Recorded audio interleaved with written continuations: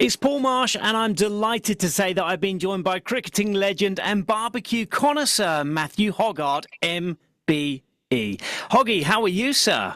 I'm very well, thank you. Yourself? I'm really, really good.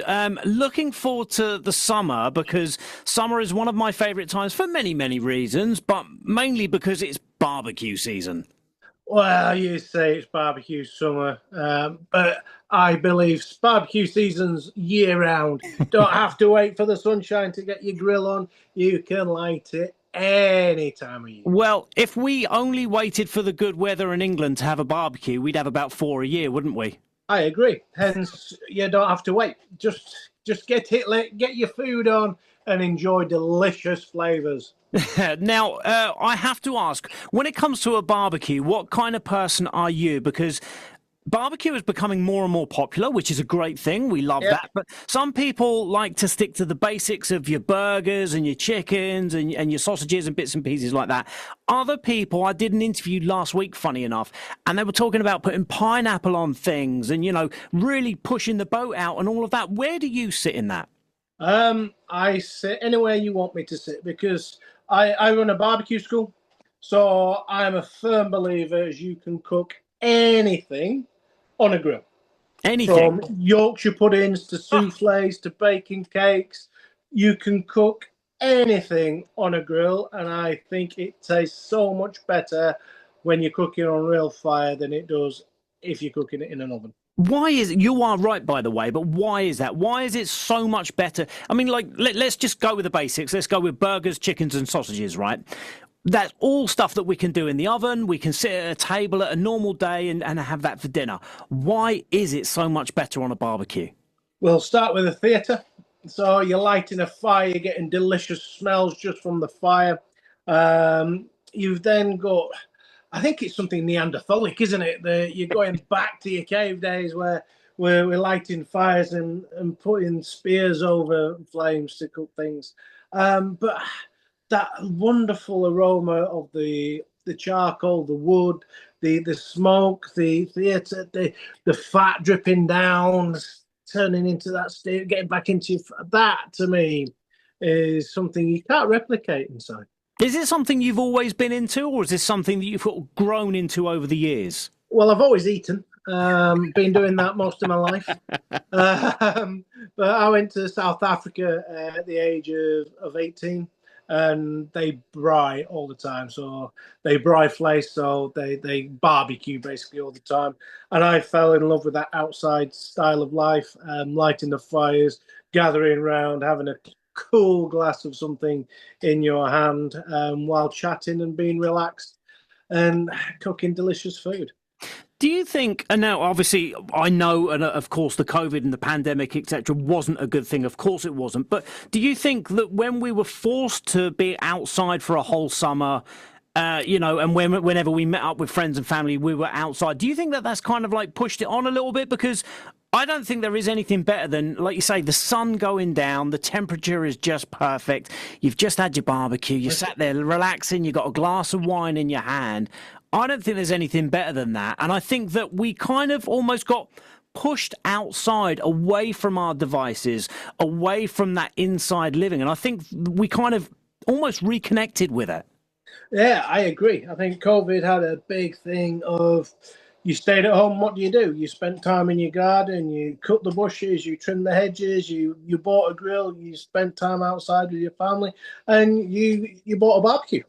And it was, to me, if I could have earned money in lockdown, I'd say bring it back. I know it was tough times for a lot of people, but I live in a little village. I'm surrounded by fields. So to sit out in the garden and being able to walk around the fields and spend time on my barbecue, it wasn't too shabby. No, no, and especially if you got young kids as well, because we're always encouraging the kids to get off of the devices and to get away from the technology. And I think you have to lead by example, right? Because there's no point you telling your kids get off your phone, get off your phone, if you're on the phone all the time, if you're watching the streaming all the time. So it's leading by example. Yeah, you have to. And one of my favourite classes we do at the grill school is getting kids eat free burgers. and getting the kids involved and saying, do you know what goes into your burgers? Do you know what flavors you like? And experimenting. We do pizza classes as well. So when we're in there and the parents will say they won't eat that, they don't like that, and the kids are telling the parents to shut up and putting things on the parents saying they're not going to eat it, and they go, "Ooh, that's delicious," and they start eating it, and they're now aware of where the food comes from. They're aware of what goes into it. They're aware of the flavors, and they're getting involved in the cooking. Art to me is brilliant, and to take a bite and say, "Do you know what, this is the best burger we've ever had," it melts my heart. Set the scene for us. If you're going to describe the perfect barbecue, the perfect evening for yourself, tell me what you've eaten, tell me what you've drunk. You don't like that because there'll be nobody else around. It'll just be me. To be fair, depends on what day of the week it is. As I say, I go back to the fact that you can cook anything on a grill. Sometimes, keeping it really, really simple, and say a hot dog with a glass of Shiraz or a nice burger. You're talking now steaks, and you're talking lamb chopped, you're talking pork chop. Anything is my thing, and but yeah, I think if you're cooking for a family, if you keep it simple, we've done some research with Andrew Peace, and researchers said that we go mad when we see a little bit of sun. We buy far too many things. We have 3 different starters, 3 different main courses. We burn things, we undercook things. We have a stressful time cooking, and we don't have a nice relaxing time with our friends and family.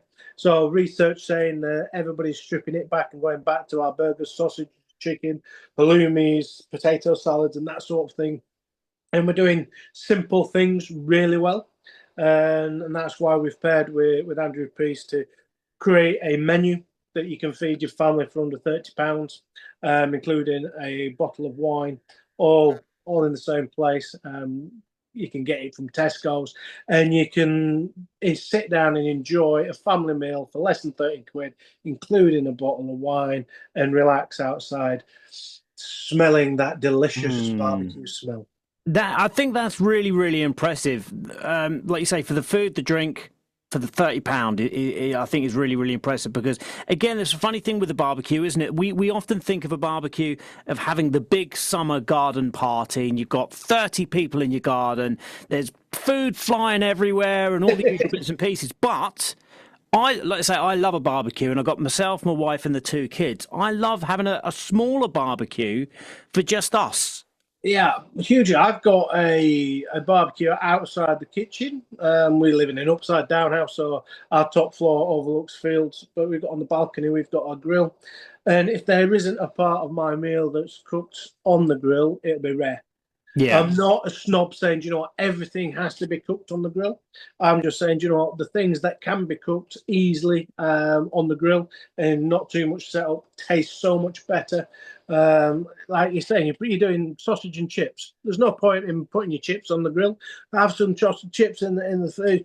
Cook your sausage on the grill. You're having burgers. Put your burgers on the grill. You're cooking your chicken. Or you're having sausage and cook the sides in the kitchen, because it's simple and it doesn't take too long, and you're not imparting much flavour. But the flavours that you can get into your meat and to the veg, grilled veg, even grilled veg. Put your veg onto the charcoal, and you get that char grill, that flavour, that smoke, that lovely aroma, and it sets your stomach up drooling before you even put it on your plate. Now, we could talk about this forever. I know, unfortunately, we don't have forever to talk about this. So I know this is such a stupid question, by the way, but is there a top tip that you could give us for our barbecues this summer? Yeah, so I'll give you 3. Use proper charcoal. If it says easy light, instant light, throw it away. It's rubbish. Utilize your lid. So your lid on your grill, and then utilize the air vents. So you can go from a really hot fire, and if you dampen how much oxygen goes through there, you can cook on a low fire. And then buy yourself a meat thermometer. You don't have to spend pounds and pounds on a meat thermometer, but it takes the guesswork out of everything. And you can also use your meat thermometer in the kitchen as well. So it's not just down to your barbecue. You can take all the guesswork out. You don't have to pre-cook your chicken in the oven. You don't have to chop it in half to see if it's cooked. You just put your little meat probe in there. Said, you know, we're good to go. And you can barbecue with confidence that you're not going to undercook things. And you can also barbecue with confidence that, you know what, I can take this off now because it's reached a safe temperature. Yeah, I completely agree, because I think that is the one sort of thing from a barbecue where a lot of people will worry to death about undercooking something so that they end up then overcooking it. Massively. And if you cook it slower and lower rather than hot and fast, people ask me, how long would you cook this for? And I say, how long have I got? Because the longer I've got, normally the slower and lower I would cook it. Because you can impart more flavors the longer and slower you cook things. But sometimes, I've only got 10 minutes, right? I'm going to cook it hot and fast. Yeah. So there are horses for courses. And I just think there's something so magical about eating over real fire. No, I completely agree. I can't let you leave without asking one cricket question. And I thought about this, and I thought about all the stuff I could ask you about your career and everything else. And I thought, well, let's take, you had a fantastic career. Let's take it forward. I want to ask you your thoughts on Jacob Bethel. Can he be everything that people want him to be? Well, depends what people want him to be. I think he's got a lot of talent. I think I was listening to the radio yesterday, and I heard the ex-West Indian captain saying he's going to be the future England captain. Now, which is quite harsh on Harry Brook, who's only just started his tenureship. Yeah. But there is so much talent in and around England at the moment. Bethel's just one of them.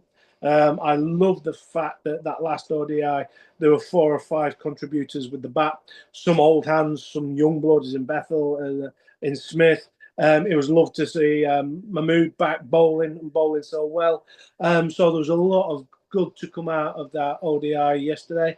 And Bethel, yes, if he keeps on progressing, he's going to go from strength to strength. There's a lot of promise, isn't there? A lot of promise. There is, yeah. But and I think the best thing is when selectors have headaches about who to leave out. Yeah.